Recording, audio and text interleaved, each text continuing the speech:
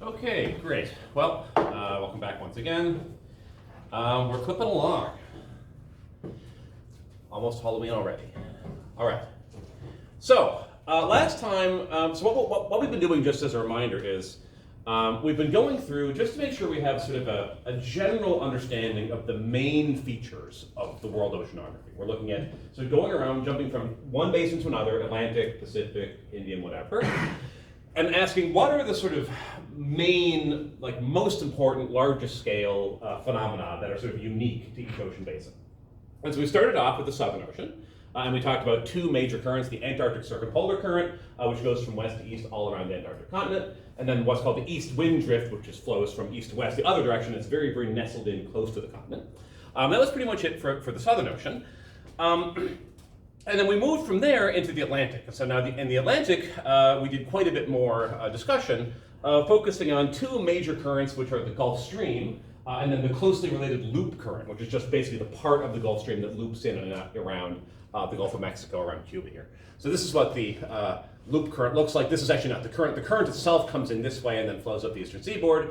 But then the loop current is also associated with these very interesting eddies called loop current eddies. And those show up, these colors here are sea surface height, not temperature. But they show up at these highs and lows. So red is high sea surface height, which is about 15 centimeters above average. And then the lows are about 15 centimeters below average.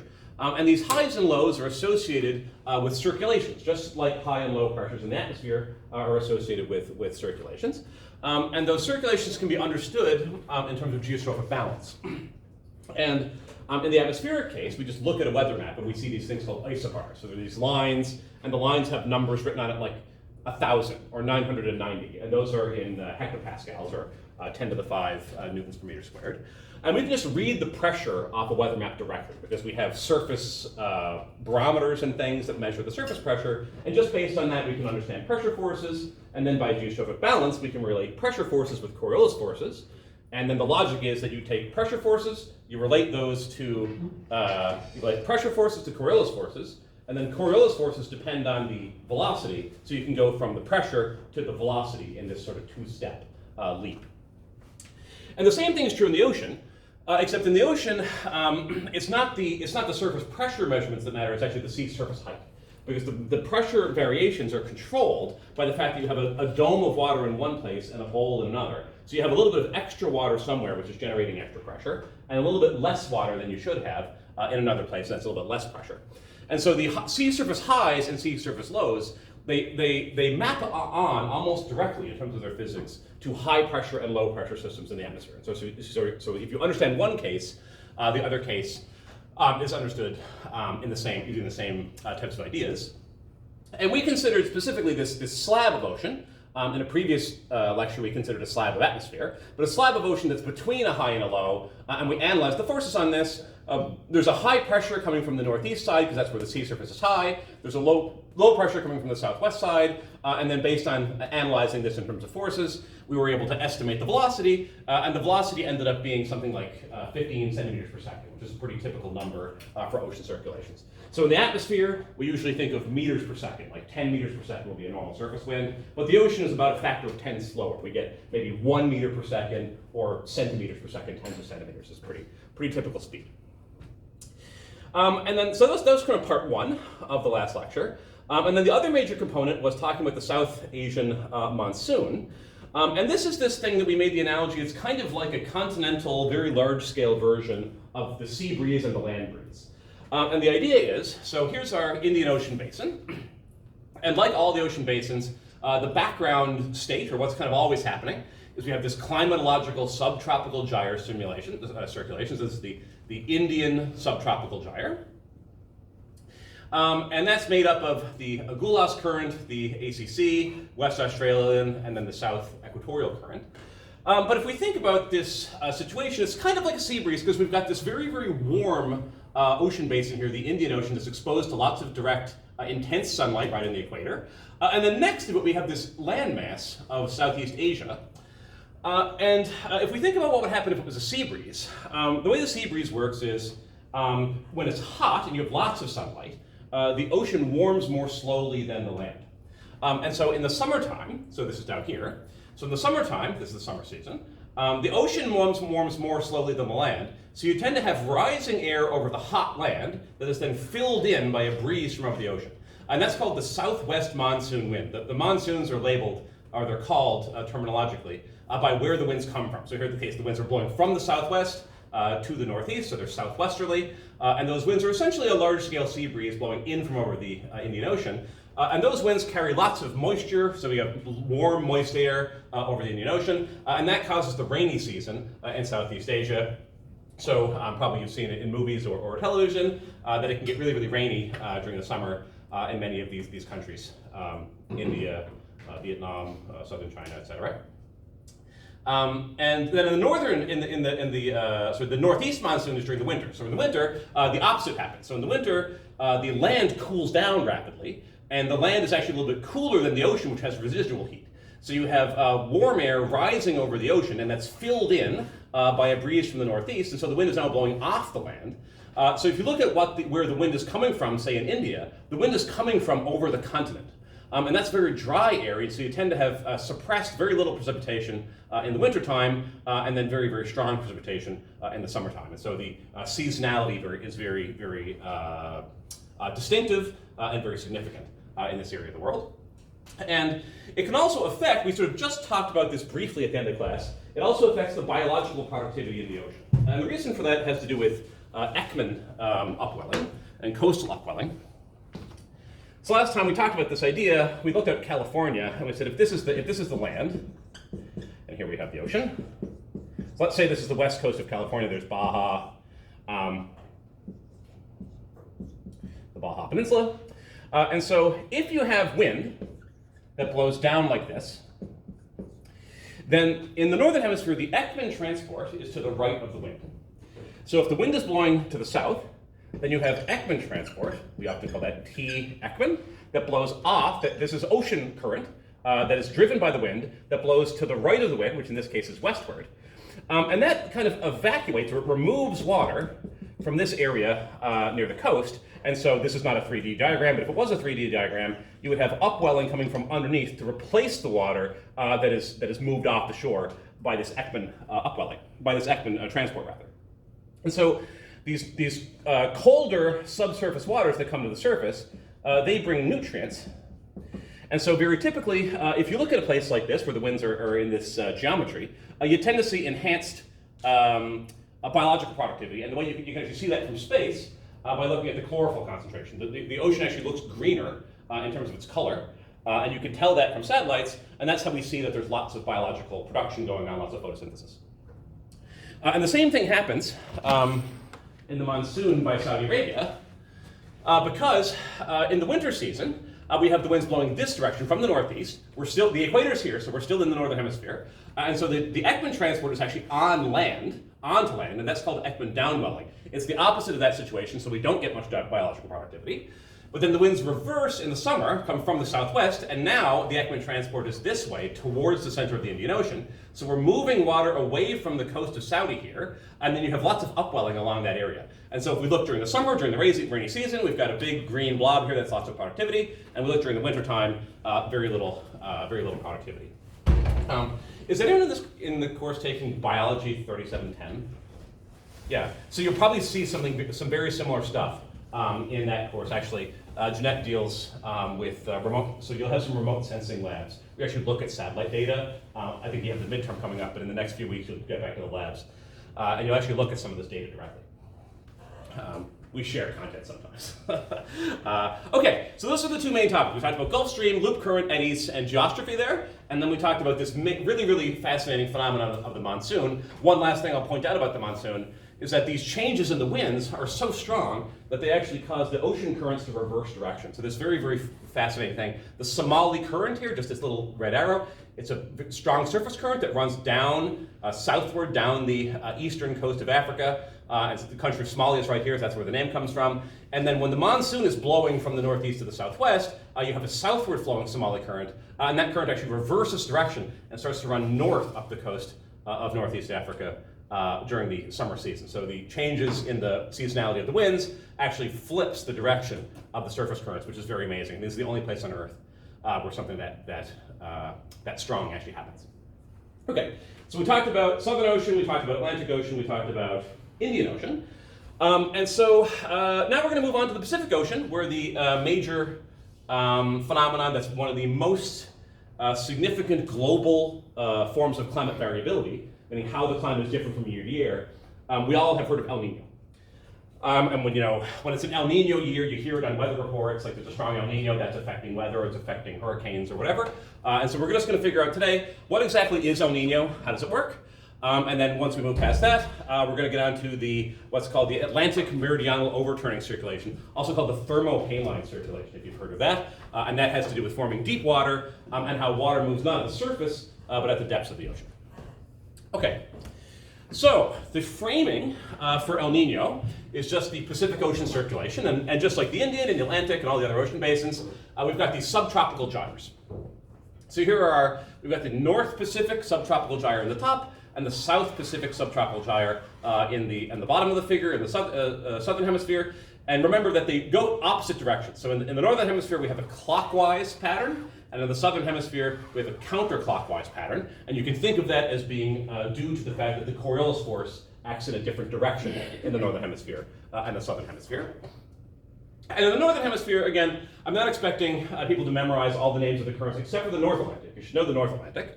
But all the other names aren't important, but I'll just go through some of them. They're not important to remember, but just so you have some experience, you've seen them, I'll go through them now. So in the Pacific Ocean, instead of having the Gulf Stream, so we have the Gulf Stream in the North Atlantic, in the North Pacific, this K is the Kuroshio current. So the Kuroshio is to Japan, what the Gulf Stream is to the Northeast US and Newfoundland, Eastern Canada.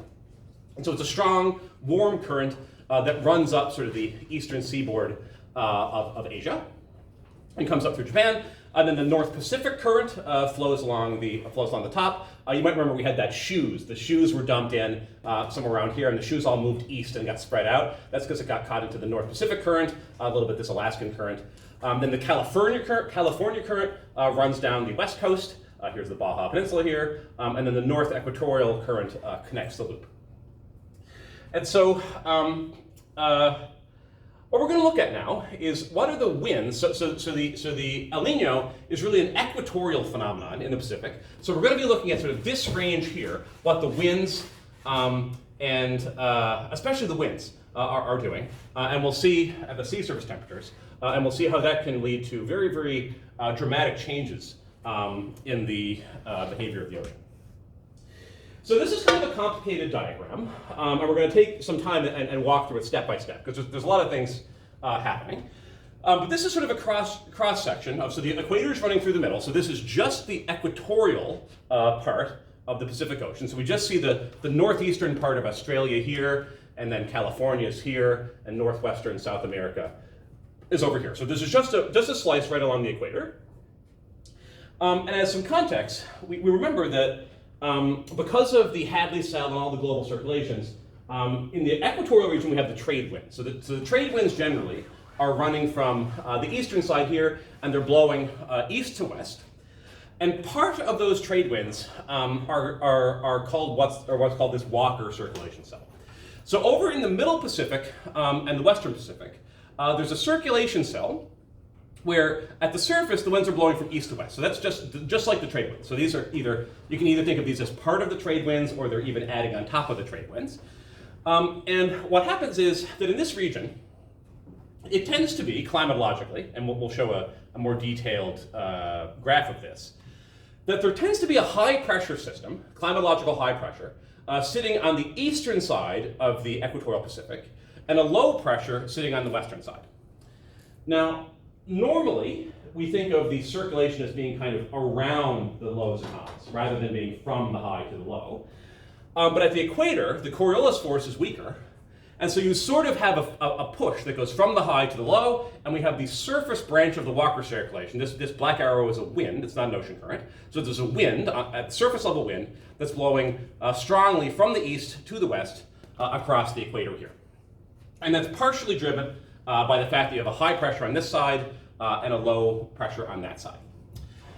And now, if we recall, back when we discussed our high and low pressure systems, so when you have a low pressure, you keep the low on your left, and so we spiral around this way. And of course, we remember that the circulation goes in a counterclockwise fashion around the low, but it also fills in the low. So the air sort of goes around and around, but also goes into the center. And when you have the air converging into the center of this low, what happens is you have rising air. So you have rising air in the center of a low. And when you have a high pressure, you have the opposite happening. You have a clockwise circulation, and the air spirals out of the high. So what that means is you're draining air out of that column, and so you have sinking air, called descending air, descent. In meteorology, it's also called subsidence. But in any case, the air is falling down. And so that same thing happens here in the Walker circulation, where we have this low. You see the clouds here, so that's because there's air going into the low, and it's rising up. So we have rising air on the western side, causing clouds and rainfall. And on the eastern side, we have spiraling out of this high, and we have descending air. So that, and these two, so we have a surface branch going from east to west. We have rising here and descending here. So how that would be closed is by a circulation aloft that goes from west to east. So up in the upper levels of the atmosphere, there's a west to east circulation. And what that does is it closes this whole loop that is called the Walker circulation. Walker was some kind of tropical meteorologist, not really sure. But so that's this Walker circulation, so it's in the atmosphere, and it's driven by that high and low pressure, which climatologically just tend to be there. And this is a very important part of the basis of El Nino. So what does this Walker cell, what does it do to the ocean? So these winds are blowing over the surface of the ocean. And what happens is, it turns out that the eastern side of the Pacific is cooler than the western side. And we call the western side is actually called the warm pool. It's a kind of like a big pool of warm water. I'll explain why. And the eastern side is colder. It's called the cold tongue. So why is this? So why is it that the western Pacific would be surface waters would be warmer than the eastern Pacific? They're at the same latitude, so they sort of get the same sunlight. So why would they be different in terms of their temperature? The reason has to do with how well connected the surface waters are to the deep waters. So just in general, pretty much everywhere in the ocean, the surface water is warmer than the deep water. If you go down deep in the ocean, pretty much everywhere the water is close to the freezing point. It's very, very far away from any sunlight, and the water's cold down there. And so if those cold, deep waters can sort of interact and exchange heat with the surface waters, those cold waters will cool down the surface. And so what happens is, on the eastern side of the Pacific, we have this situation where the coastal winds, it has to do with this high pressure. We'll see a more detailed diagram. But these coastal winds are blowing north along the western side of South America, and like Peru is right along there. And in the southern hemisphere, the Ekman transport is now to the left of the wind. So you have your northward winds, and then your Ekman transport is to the left. So you have offshore Ekman transport, and you have Ekman upwelling. So there's coastal upwelling happening all along the coast of South America here, and it's associated with this high pressure system that just tends to sit there. And what that does is that upwelling brings up the cold water, and we say it pushes up the thermocline. So we might remember that when we looked at the structure of temperature as a function of depth, we said it tends to be warm at the surface, then you get this mixed layer, and then there's this thermocline. This is the mixed layer, and this is the abyss, or the deep ocean. It's actually calling it the abyss is actually technical terminology. There are many papers that refer to the abyssal circulation. It's very cool. So when you have upwelling like this, and it pushes that thermocline up, and it brings the cold water close to the surface layer. And so because of this upwelling, this cold water that's deep is influencing the surface waters, and we have a cold pool or cold tongue on the eastern side, whereas on the western side, the thermocline is deep. There's no upwelling happening over here. And so we basically just have warm surface waters. They're equatorial waters warmed by the sun, and they stay nice and warm. So this is the basic setup. So we have the Walker circulation, goes around and around, that's driven by the high and low. Driven by coastal upwelling, we have cold on the eastern side and warm on the western side. And now let's just add one more ingredient, which is how do the winds influence that temperature difference? So we have cold on the east, warm on the west. but then we have this flow of air, the winds, that are blowing from the east to the west, and so it kind of takes the cold water that was on the east and pulls it out a little bit into the central Pacific. And that's called the cold tongue. So essentially we have this cold water driven by the upwelling that gets pulled by the surface winds into the central Pacific, and so we have this cold tongue extending into the central Pacific, and then the warm pool, which is sort of crammed in and pushed a little bit to the western side. And so this is not El Nino. So El Nino will be on top of this. So this is the so the basic state, or the normal conditions of the equatorial Pacific Ocean and atmosphere. Okay, so what's going to happen during El Nino is essentially this Walker circulation is going to break down for reasons. I'll come across one of the reasons. Actually, it turns out the dynamics of El Nino, how it actually works physically, is still debated. It might be sort of surprising to hear that. But there are various competing theories for how El Nino actually works and how we should predict it. But it always involves this Walker circulation. Okay. So this is just a closer in view of what the actual high and low pressures actually look like. So here's our equatorial Pacific. There's our low pressure on the left-hand side. There's our high pressure. And if we zoom in, here's our high pressure. In the southern hemisphere, you keep the high on your left. So normally in the northern hemisphere, you keep the low on your left. The two L's go together. But in the southern hemisphere, it's reversed. So you keep the high in your left, so you circle around this way. And so here is South America. And so you have winds up the coast, and that produces coastal upwelling. What's actually very important also, we didn't talk about nutrients, but when you have that persistent coastal upwelling off the South America, you get very, very enriched waters, which are great for phytoplankton. That's the base of the food web, and then a huge fishery is built on that. These little fish anchovies, which are very delicious if you like pungent things, there's a huge fishery. Almost all the world's anchovies come from fishing in this region. And that's affected by El Nino. Okay, so these things I already mentioned: warm pool, cold tongue. Okay, but you can look at that slide for your notes. Okay, so El Nino conditions. So what happens during El Nino conditions? So I'll say this normal conditions, that applies to the top, and El Nino conditions, that's the bottom. So this is normal. This is the exact same diagram as I just showed. And then this is El Nino. So during the normal conditions, we have our Walker cell, cold tongue, warm pool, and we have a shallower thermocline, or the thermocline is closer to the surface on the eastern side, and a deep, warm surface ocean on the western side. So during El Nino, for whatever reason, and I'm going to return to some of the ideas of the mechanisms, the Walker cell gets destroyed. So it either weakens and breaks down totally, or it could even reverse direction. So where previously we had a high and a low, and winds blowing from east to west, the high and the low flip, so now we have a high on the western side and a low on the eastern side, and the winds actually reverse direction. And we can have,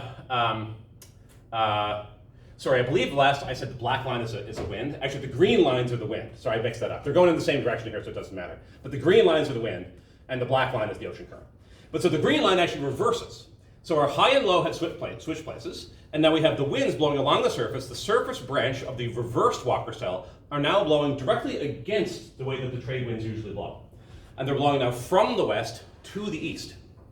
And then you can think about what that means, because previously, the Walker cell was pushing this warm pool in towards the western Pacific and bringing the cold tongue out into the central. Now when those winds break down in reverse, the exact opposite happens, and the warm water that tends to live in the western Pacific gets pulled out all the way into the center, and then the cold tongue is just sort of maybe very near the west coast of South America. And when this high pressure system gets eliminated, this coastal upwelling breaks down, or even reverses, so you might have coastal downwelling. So this thermocline gets deepened, that gets suppressed, so there's no more upwelling here. So the surface waters get warmer, and then there's no upwelling. So actually what happens during El Nino is that all these nutrients are no longer coming to the surface, and El Nino has a huge impact on the Peru fishery. And very, very strong El Ninos are actually very negative for the economy there, because we don't have the base of the food web being established. So this is really what El Nino is. So you have this Walker circulation, it breaks down in reverse direction, and you pull all this warm water from the western side into the central Pacific, and the cold tongue basically disappears or only exists very close to the western coast of South America. Okay, and so what does this look like in data? So the main phenomenon, so we call this an ocean warming phenomenon. The main thing that happens to the ocean. The winds have this very spectacular change, but the main way that we can see this in the ocean is that this place before, the center, where we used to have sort of cold water on the right hand, on the eastern side, warm water on the western side, now it's all warm water that has come from the warm pool on the western side. And so now here's what this looks like in data. So this figure is showing, so we have these various El Nino events. So El Ninos only happen some of the time, so I'm going to talk about exactly how often they happen. But when we have a big El Nino here, we tend to have warming in the center of the Pacific. So here again, this is our central equatorial Pacific region. We normally have our warm pool on this side, cold tongue on this side. But this is showing during an El Nino year how different the sea surface temperatures are from normal. So there's all sorts of stuff on this graph. So you can, I just want you to ignore everything except for this central band. What you see is there's this big bright red blob, and even very red, in the center. And this represents warming. If you look at the temperature color bar here, it's 2, 3, 4 degrees Celsius. So a few degrees maybe doesn't seem like a lot. Like if it's 18 degrees versus 16 degrees, it's only a little bit warmer. The amount of energy that's involved in this is an enormous area and an enormous amount of water, and the heat capacity is incredible. So the amount of energy transfer that's associated with a warming of 4 degrees of the entire equatorial Pacific Ocean is tremendous. And actually on the third assignment, the last question, I should get to work out how much energy would it take to just warm the ocean by this much. And I'm not going to spoil the answer, but it's an enormous, enormous amount that's almost unfathomable. So the amount of energy transfer that's associated with El Nino is truly huge. And so on the eastern side, we get this very, very large warming, several degrees Celsius. And on the western side, it actually cools a little bit, because before, we had all the warm pool water was in the western Pacific, and now some of it has run out into the central and eastern Pacific, and so you've lost some heat on the western side. So you kind of get a dipole structure, cooling in the western Pacific, and most importantly, very, very strong warming in the eastern Pacific. And you can imagine, I'll actually talk later about hurricanes, you can imagine the effect that this could have on hurricanes in the Pacific Ocean, because hurricanes need that warm water. And so if you jack the temperature of the sea surface by 3, 4 degrees, that's going to be hugely favorable for having hurricanes in this region. And statistically, you do see that during El Nino years, you have more hurricanes or typhoons in the Pacific. Okay, so that's El Nino. But we've all heard that El Nino has a mirror image called La Nina. And so La Nina is sort of the opposite of El Nino. If you understand El Nino, La Nina is not too hard to remember. And El Nino is the breakdown of the Walker circulation. So this is normal conditions up top and La Nina conditions on bottom. So during normal conditions, we have this Walker cell that goes around. We have the warm pool getting smushed in towards the western side. We have the cold tongue on the eastern side. And La Nina conditions are essentially just a more exaggerated or stronger version of normal conditions. So the Walker cell intensifies. So here we have the green line, so down here the green line is thicker. So that thicker green line indicates that this Walker circulation has become more vigorous, and our surface winds that are blowing from east to west are stronger. That means that our thermocline, all this upwelling that's happening along the coast of Peru, that's enhanced. So we have even more upwelling, so even better fishery, lots more nutrients. And our cold tongue gets pulled from the eastern side more strongly into the central Pacific, so you're going to have cooler waters in the central Pacific, and you might even have intensified warming very much in the west, where we're pushing and cramming together all that heat energy on the western side. And so El Nino is the breakdown of the Walker circulation and all of those consequences, and La Nina is the strengthening of the Walker circulation. And so it's kind of like normal conditions, just a little bit exaggerated, sort of just a more extreme version. And we can look at that same kind of diagram of the temperature difference.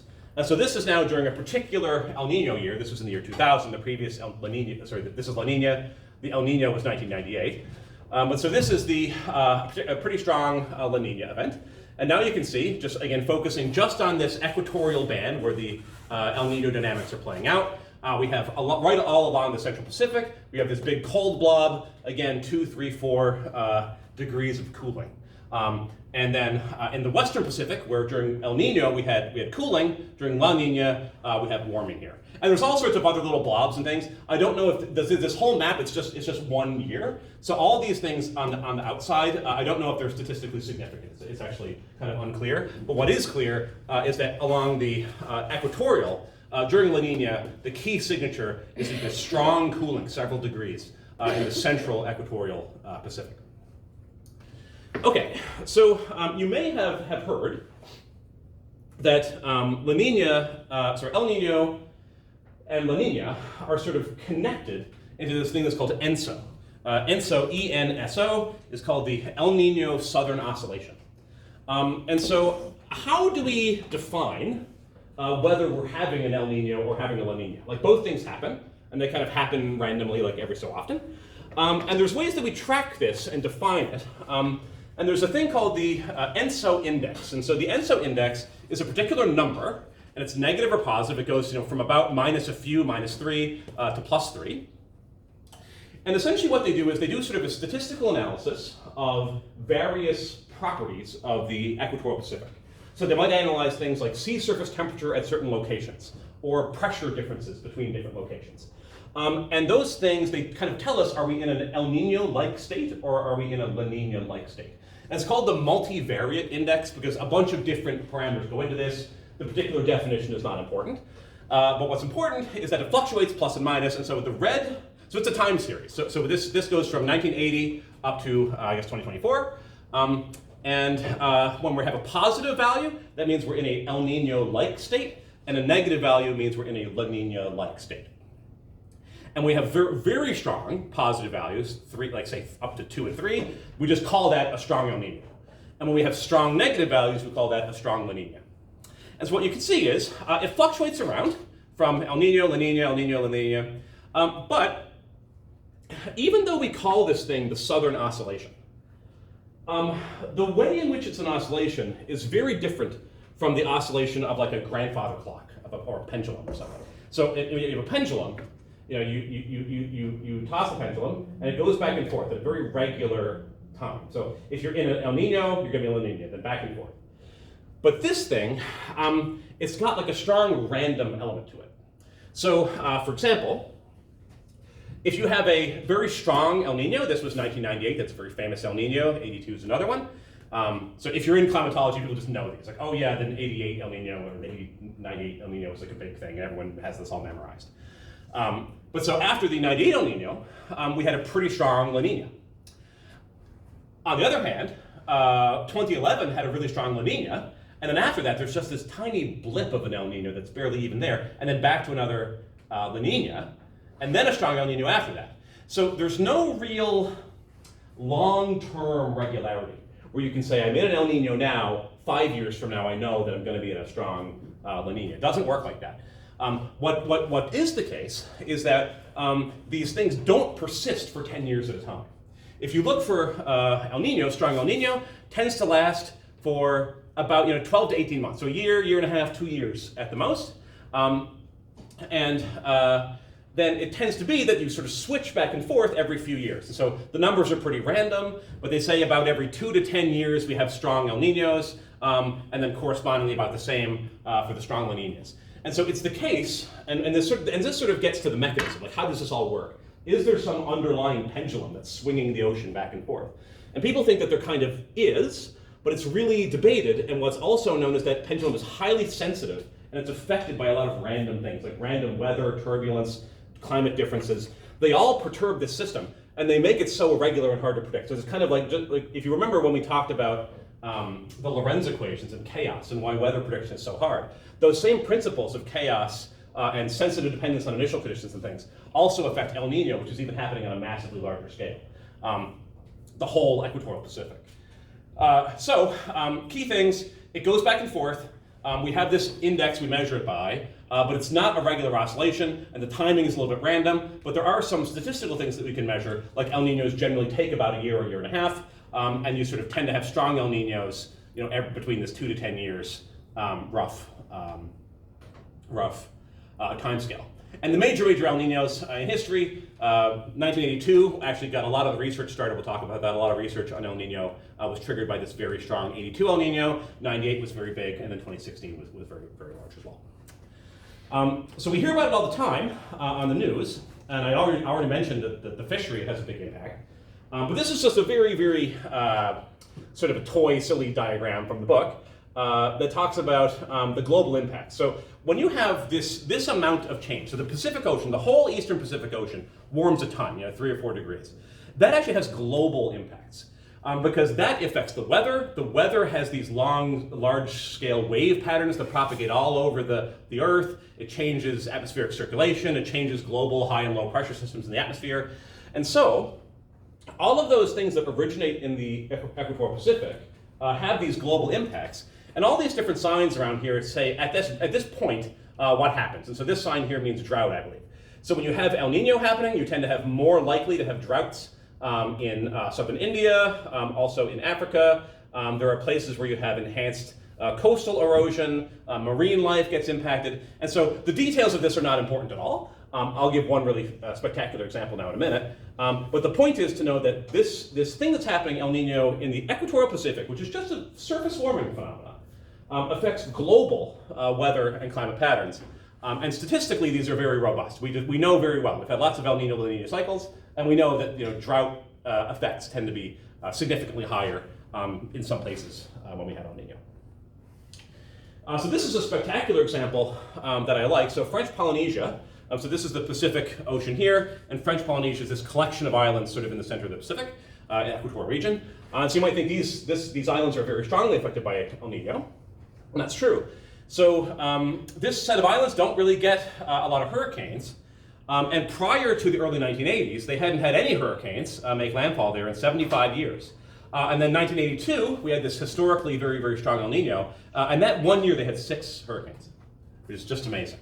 And so this natural wobble back and forth of the climate between La Nina and El Nino states can have major, major effects locally in different regions. And it has all sorts of different effects all over the world.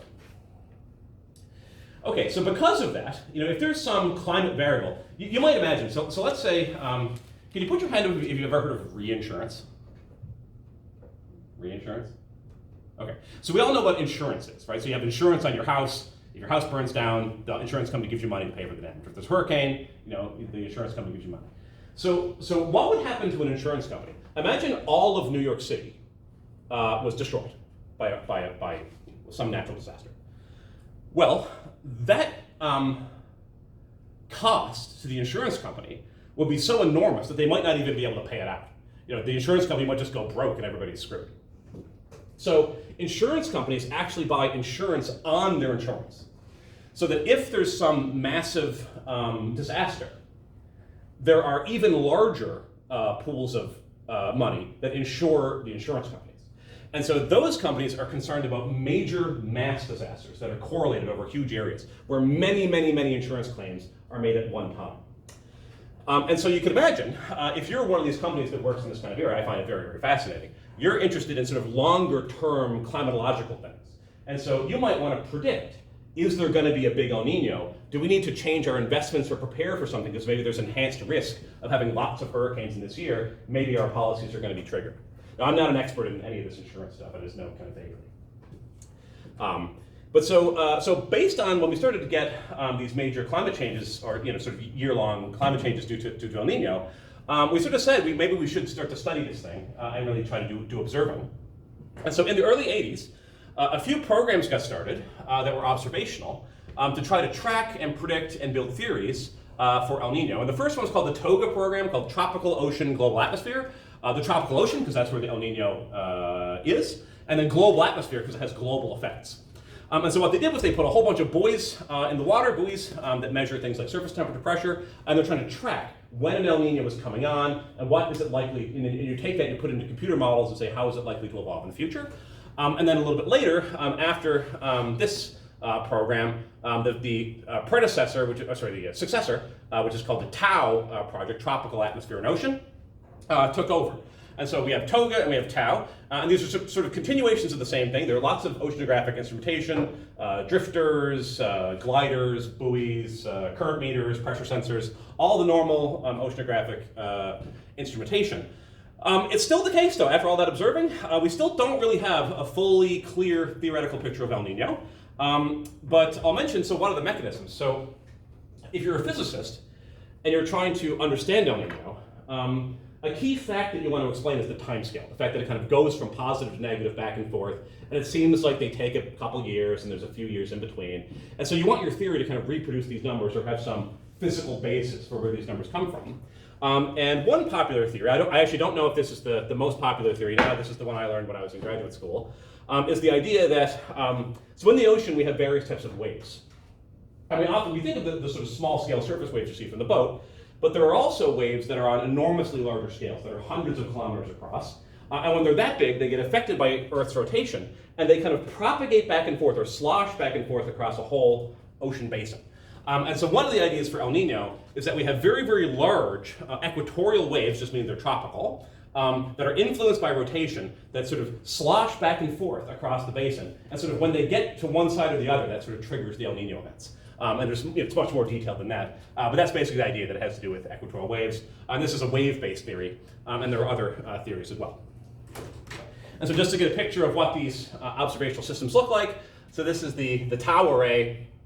And so the different colored dots, so the teal ones are one kind of observing system, the red are subsurface, but we have all of these observational systems, various pieces of instrumentation on mooring, either they're tied to the bottom, they're just in fixed locations, and they're making measurements all the time, and then this data is used to look forward and predict when an El Nino might be coming on, and try to prepare for that. You can imagine, like lots of reasons why you want this data. If you're buying and selling stocks in companies that do fishing in Peru, then you might want to know there's going to be an El Nino in 5 years or whatever. Okay? So all sorts of reasons: human health, global climate, global economics, and so we develop very sophisticated systems like this that cost millions of dollars to try to track this stuff. And on the sort of side that I work on, it's about developing like mathematical equations and physical models that can take that data and predict things. I don't work on El Nino directly, but this kind of thing would be on the sort of theoretical oceanography side. Okay, so that's it for El Nino. So that's definitely an important topic. So for sure, you'll get some questions on El Nino on some kind of evaluation. And so now we've sort of concluded our survey of the different ocean basins. We've gone through all the different basins, and we've said here's the main climatological phenomenon. So now we're just going to move on to a distinct topic, and this topic is the deep ocean currents. And so we've largely focused on surface currents. Those are the easiest to measure, they're the strongest, they're actually kind of the most important. But deep ocean currents are also very important, and they're very much slower, and their importance kind of comes out not on the year-to-year basis, but more on the tens or hundreds of years. These deep ocean currents can be very important. So what do we mean by deep ocean current? So what we usually mean is below the pycnocline, or also the thermocline. They're all in the same place. But so over here we've got on our temperature diagram, we've got our mixed layer at the top, then we've got this thermocline. That might be the top, 800 meters or so. And then below this we've got the abyss, the deep ocean. And so when we say deep currents, we really just mean below this surface stuff, below the mixed layer, below the thermocline. We're really talking about the circulation of the abyss. But because the mixed layer and the thermocline are really just the upper layer, maybe the top 1,000 meters, there's still 3,000 meters to go below that, because the average depth is about 4,000 meters. So most of the ocean's water is tied up in these deep circulations, which we call thermohaline. And they're called thermohaline because thermo is heat, and haline is the word for salt. So heat and salt, temperature and salinity, that's what drives density differences.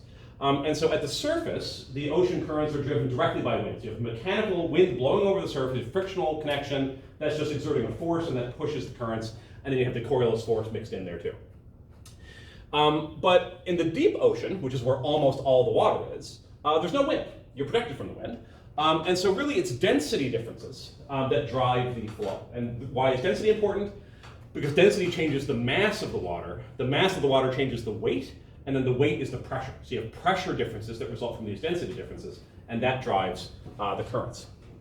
So In terms of the speed, so when we look at surface speeds for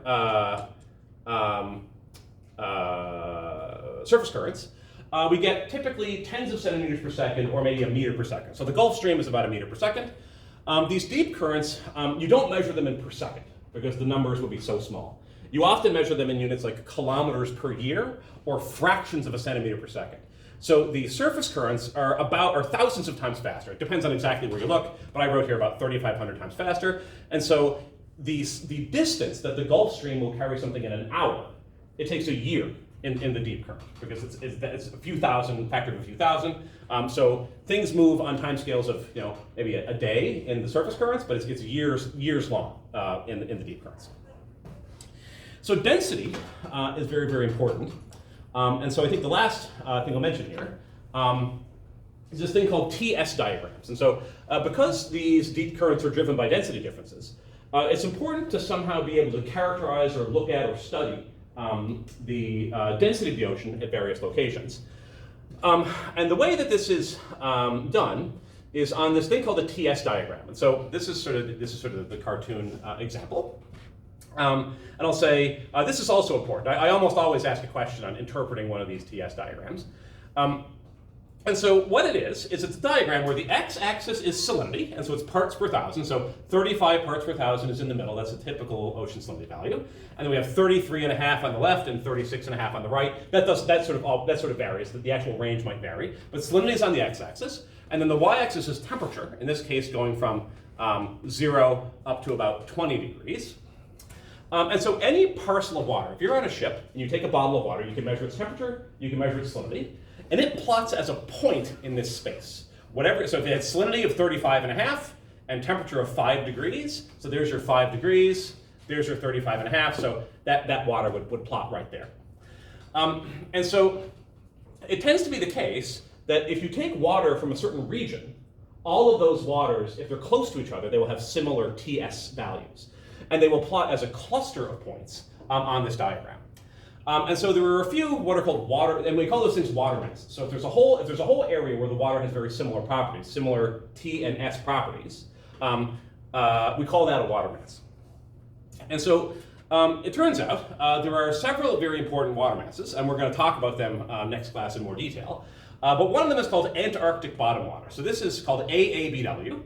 And this is water, we'll talk in more detail, that forms down near Antarctica. It's very, very cold, and it's somewhat salty, a little bit less salty than average, but it's very, very cold. So the temperature is down here near 0, and the salinity is about 34.7, temperature just about 0, so just about at the freezing point.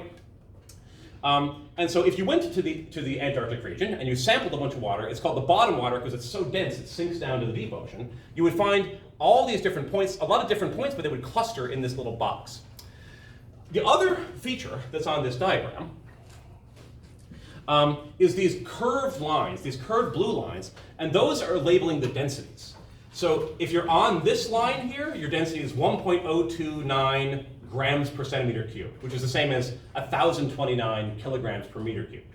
And so if you plot some points on here, you can actually read off the density are these curves. So if you plot down your TS values, your density intersects this line. So the density of the AABW is about 1.028 grams per centimeter cubed.